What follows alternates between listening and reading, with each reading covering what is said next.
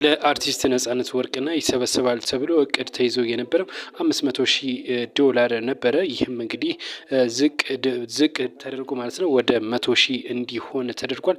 እንግዲህ እቅዳቸው 100,000 ብር መሰብሰብ ይሆናል በዚህ በተከፈተው ጎፈንድሚ አካውንት ማለት ነው። እንግዲህ አርቲስት ነጻነት ህይወቱ ካለፈ ወር ሊሞላው እንደሆነም እንግዲህ ይታወቃል። ነገር ግን አካውንቱ ከተከፈተም ከ15 ቀናት በላይ ሆኖታል። እናም የተሰበሰበው እስካሁን ድረስ ማለት ነው $81,000 መሰብሰቡም ነው። እንግዲህ ይህንን ጎፈንድሚ እያዘጋጁ ሲገለጹ የሚገኙት አርቲስት ነጻነት እንግዲህ በበርካቶች የሚወደድና የሚታወቅ እንደሆነ ይታወቃል።